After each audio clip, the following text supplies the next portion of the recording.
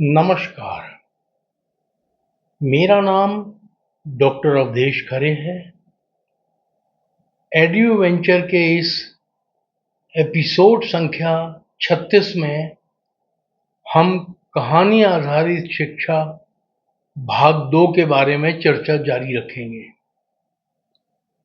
वास्तव में कहानी आधारित शिक्षा प्राचीन भारतीय शिक्षा की आधारशिला थी, जो गुरुकुल प्रणाली और पारिवारिक परंपराओं के ताने-बाने में गहराई से समाहित थी। गुरुकुल प्रणाली में गुरुजन जटिल दार्शनिक अवधारणाओं और नैतिक सिद्धांतों को समझाने के लिए कहानियों का उपयोग करते थे। वे छात्रों को कहानियों पर चर्चा और चिंतन में शामिल करते थे, जिससे क्रिटिकल थिंकिंग और एथिकल रीजनिंग को बढ़ावा मिलता था।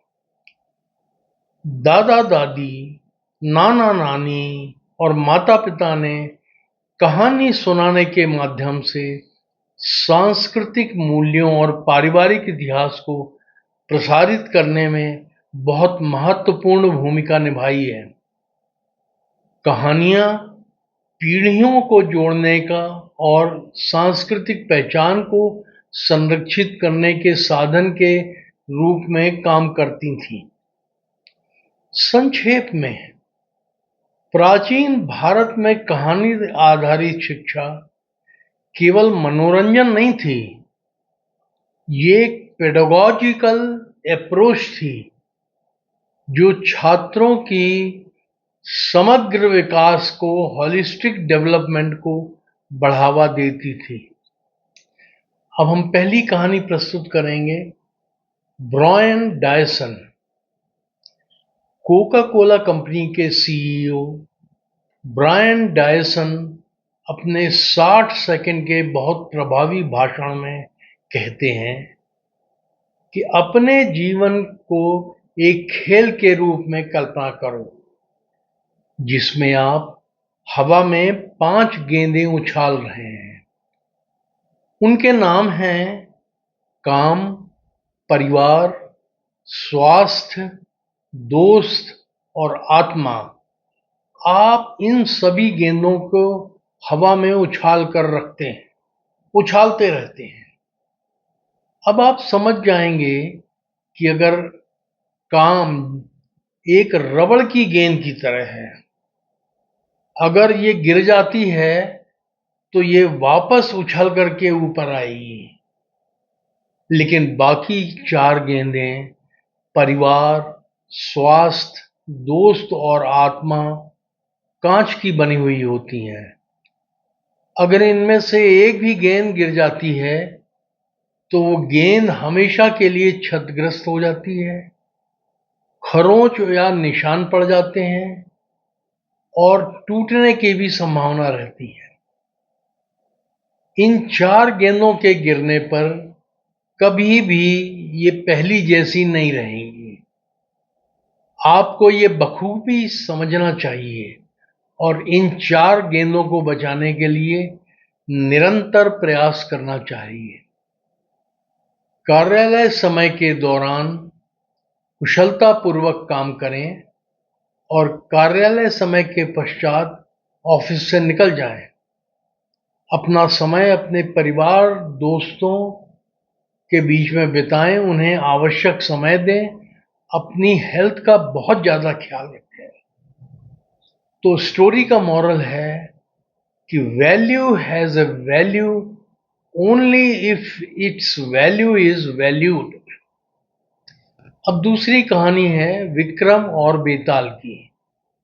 किसी गांव में एक बूढ़ा और धर्मपरायण व्यक्ति रहता था, जो अपनी ईमानदारी के लिए प्रसिद्ध था। एक दिन उसका पड़ोसी, जो कि अमीर व्यापारी था, उसके पास एक रिक्वेस्ट लेकर के आया। अमीर व्यापारी यात्रा पर जा रहा था और चाहता था कि बूढ़ा व्यक्ति उसके लौटने तक उसके धन की रक्षा करे।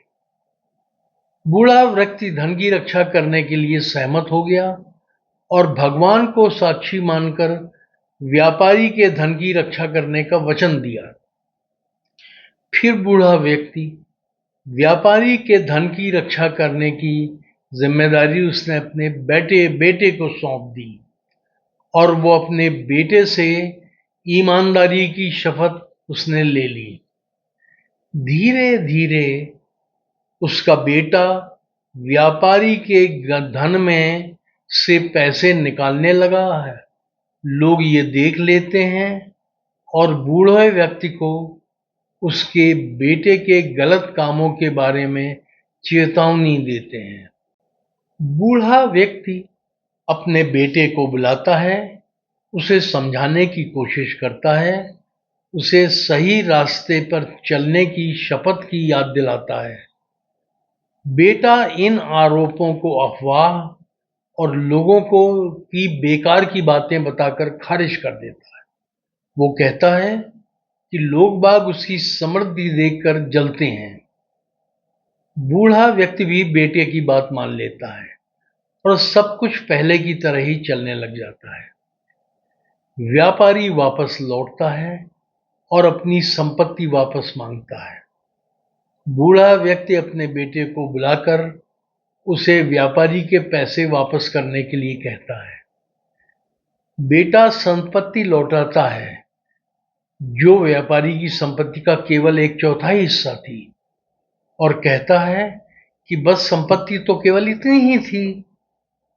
व्यापारी को एहसास होता है कि उसके साथ धोखा हुआ है और वो राजा के पास चला जाता है। राजा व्यापारी की शिकायत सुनता है और बूढ़े व्यक्ति को बुलाता है।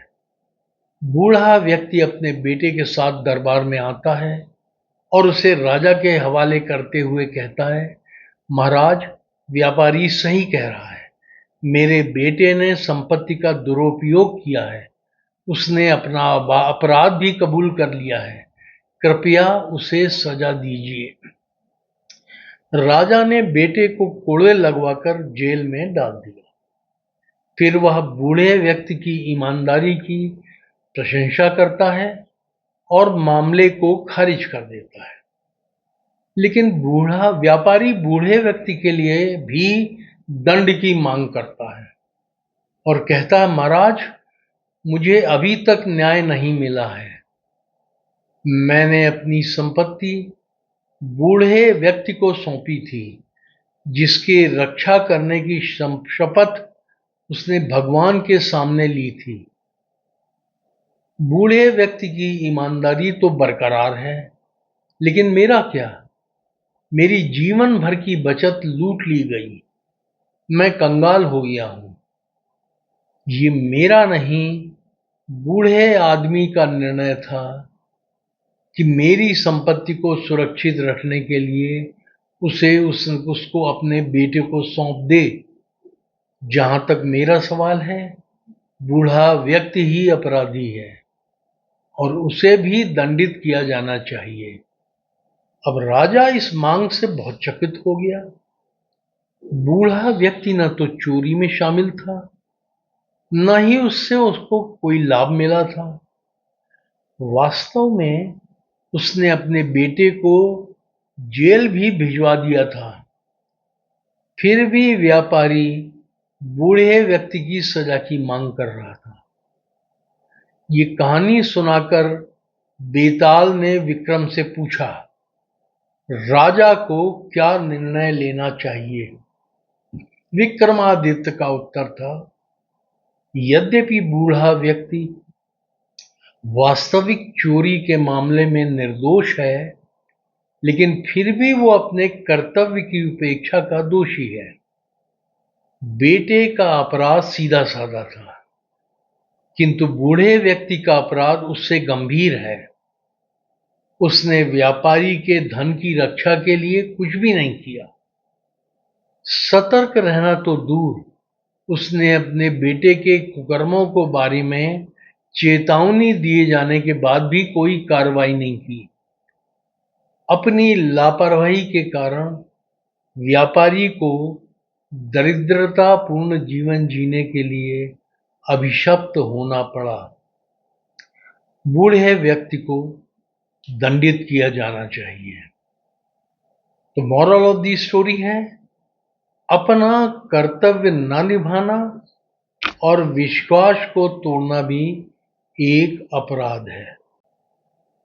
अब हम तीसरी कहानी के बारे में चर्चा करेंगे, जिसका शीर्षक है ईंटों के जरिए नौकरी में भर्ती।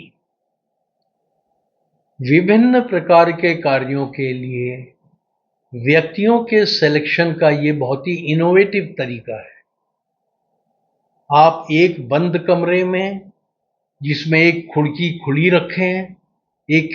खुली रखें, कुछ खास क्रम में लगभग 100-150 ईंटें रख दें। फिर कमरे में 2 या 3 उम्मीदवारों को भेजें और दरवाजा बंद कर दें।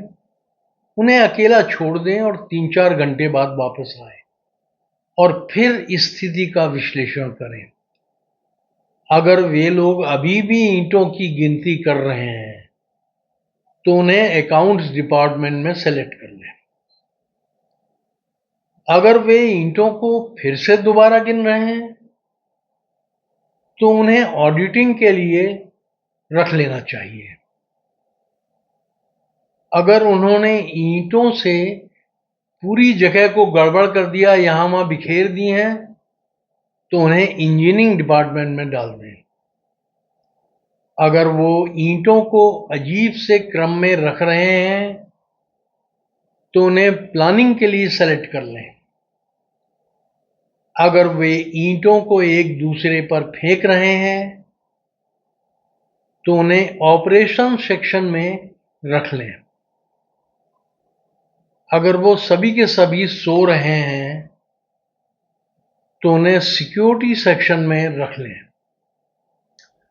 अगर उन्होंने ईंटों को टुकड़ों में तोड़ दिया है तो उन्हें इंफॉर्मेशन टेक्नोलॉजी डिपार्टमेंट में जगह दी जा सकती है। अगर वे खाली बैठे हैं तो उन्हें ह्यूमन रिसोर्स में रख लें। अगर वे कहते हैं कि उन्होंने ईंटों के अलग अलग कॉम्बिनेशंस को ट्राई करके देख लिया है मगर एक भी ईंट नहीं हिल रही है, तो उन्हें सेल्स में डाल दें। अगर वे दिन में पहले ही बाजार निकल चुके हैं, ऑफिस में नहीं हैं, तो उन्हें मार्केटिंग में रख लें। अगर वे खिड़की के बाहर चुपचाप देख रहे हैं तो उन्हें स्ट्रेटेजिक प्लानिंग में डाल दें। और आखिरी लेकिन सबसे महत्वपूर्ण बात है कि अगर वो एक दूसरे से बात कर रहे हैं, एक भी ईंट उन्होंने नहीं छुई है, तो तो बधाई हो, उन्हें टॉप मैनेजमेंट में रख लें। अब चौथी कहानी है मार्केटिंग की व्याख्या। मार्केटिंग के विभिन्न प्रकारों को समझाने का ये एक बहुत बढ़िया तरीका है। एक प्रोफेसर छात्रों को मार्केटिंग के विभिन्न कंसेप्ट समझा रहे थे। मान लो आप किसी पार्टी में एक खूबसूरत लड़की को देखते हैं, आप उसके पास जाते हैं और कहते हैं मैं बहुत अमीर आदमी हूं, मुझसे शादी कर लो। तो ये डायरेक्ट मार्केटिंग है। लेकिन अगर आपका एक दोस्त उस खूबसूरत लड़की के पास जाता है और आपकी ओर इशारा करके कहता है वो बहुत अमीर व्यक्ति हो, उससे शादी कर लो, तो ये एडवर्टाइजिंग है। मान लो आप उसके पास जाते हैं, उसका टेलीफोन नंबर लेते हैं, अगले दिन आप कॉल करते हैं और कहते हैं कि हाय, मैं बहुत अमीर आदमी हूं, मुझसे शादी करोगी? तो ये टेली मार्केटिंग है। अगर आप अपनी टाई ठीक करते हैं, उस खूबसूरत लड़की के पास जाते हैं, उसे एक ड्रिंक पिलाते हैं, आप उसके लिए कार का दरवाजा खोलते हैं, उसके बैग को गिरने के बाद उठाते हैं और फिर कहते हैं कि वैसे तो मैं बहुत अमीर आदमी हूं, क्या तुम मुझसे शादी करोगी? ये पब्लिक रिलेशन है। आप एक पार्टी में हैं और एक खूबसूरत लड़की को देखते हैं। वो आपके पास आती है और कहती है, मुझे पता है कि आप बहुत अमीर हैं, क्या आप मुझसे शादी करोगे? ये ब्रांड रिकॉग्निशन है। अगर आप एक खूबसूरत लड़की के पास जाते हैं और कहते हैं, मैं बहुत अमीर हूं, मुझसे शादी कर लो, और वो आपके चेहरे पर एक जोरदार तमाचा मार देती है, तो ये कस्टमर फीडबैक है। मान लो आप उसके पास जाते हैं और कहते हैं, मैं बहुत अमीर हूं, मुझसे शादी कर लो, और वो आपको अपने पति से मिलवाती है, तो ये डिमांड और सप्लाई का अंतर है। आप उस खूबसूरत लड़की के पास जाते हैं और इससे पहले कि आप कुछ कह सकें, एक और व्यक्ति आता है और उससे कहता है, मैं बहुत अमीर हूं, क्या तुम मुझसे शादी करोगी? और वो लड़की उसके साथ चली जाती है। तो ये है competition eating into your market share. आप उस खूबसूरत लड़की के पास जाते हैं और इससे पहले कि आप कहें, मैं अमीर हूं, मुझसे शादी कर लो, आपकी पत्नी आ जाती है।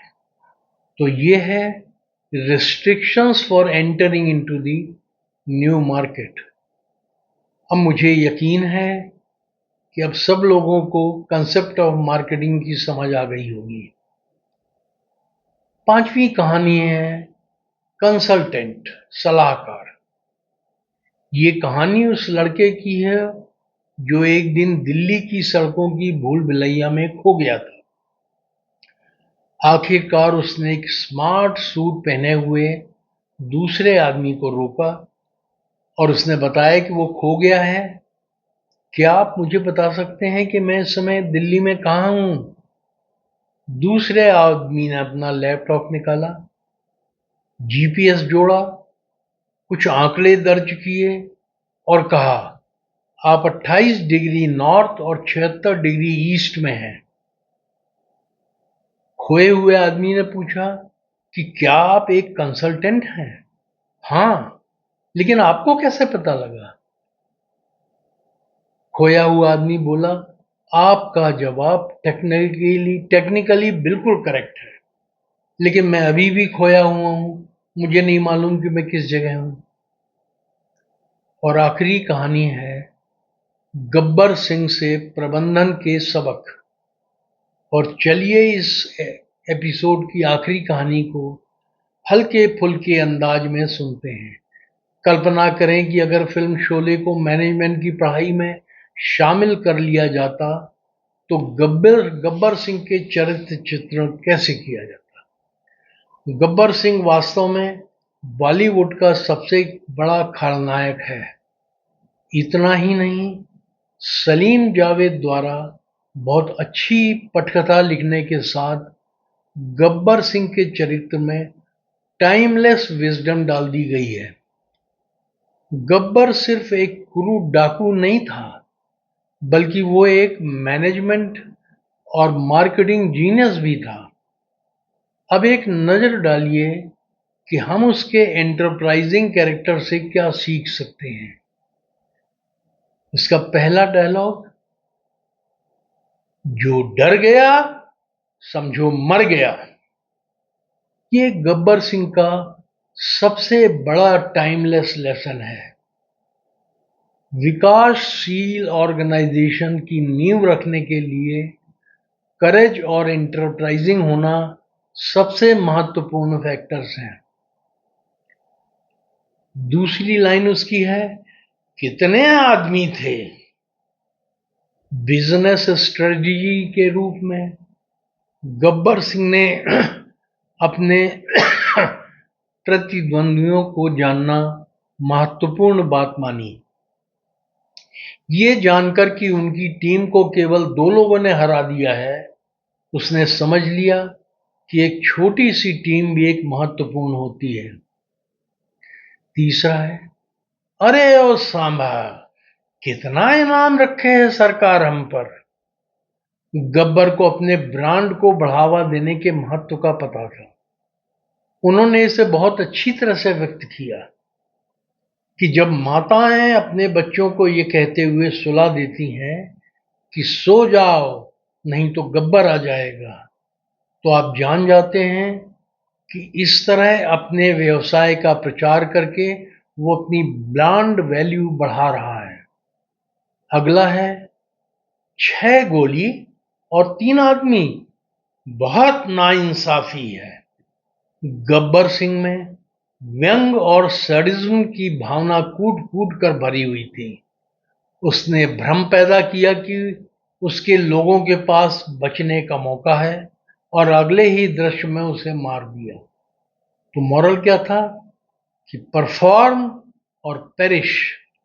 5वां है ले अब गोली खा।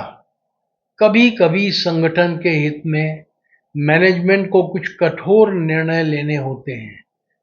वो हमेशा अपने प्रतिष्ठान के हित में खुद को पहले से उसने रखा, इसलिए कभी कभी उसने कुछ कर्मचारियों को मार भी दिया। गब्बर का अगला संदेश था बहुत याराना लगता है। गब्बर भावनाओं को पहचानने और उन्हें अपने फायदे के लिए इस्तेमाल करने में माहिर था। बारीकी से देखने पर उसने पाया कि बसंती और वीरू एक दूसरे से बहुत प्यार करते थे, इसलिए उसने बसंती को ये धमकी दी, नाचने के लिए धमकी दी और उसको नाचने के लिए मजबूर किया कि जब तक तेरे पैर चलेंगे इसकी सांसें भी चलेंगी। कैरेट और स्टिक व्यू पॉइंट को लागू करने की उसे बहुत समझ थी। वो संगीत और नृत्य का भी प्रेमी था। उसका पसंदीदा गीत था महबूबा ओ महबूबा। अगला डायलॉग है गब्बर का, बहुत पछताओगे ठाकुर। गब्बर कभी भी सुपरफिशियल डिसीजन नहीं लेता था। ठाकुर ने उसे सलाखों के पीछे डाल दिया।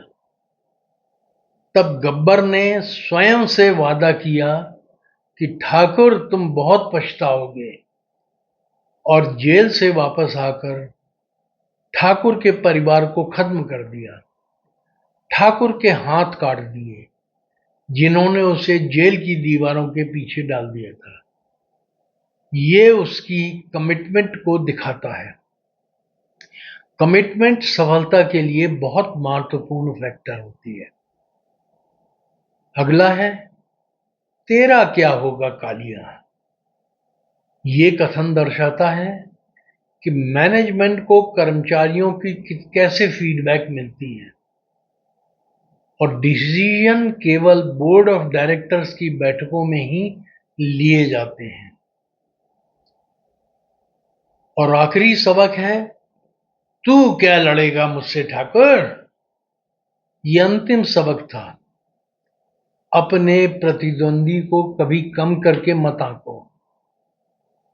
गब्बर ने ठाकुर से उसकी भुजाएं छीन ली थीं, लेकिन उसकी इच्छा शक्ति और बुद्धिमत्ता अभी भी बरकरार थी।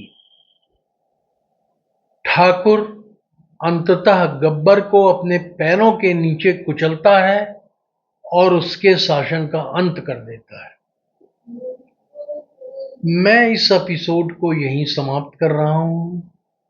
अगले मंगलवार को हम फिर मिलेंगे और एड्यूवेंचर के अगले एपिसोड में कुछ अन्य महत्वपूर्ण शैक्षणिक मामलों पर चर्चा करेंगे।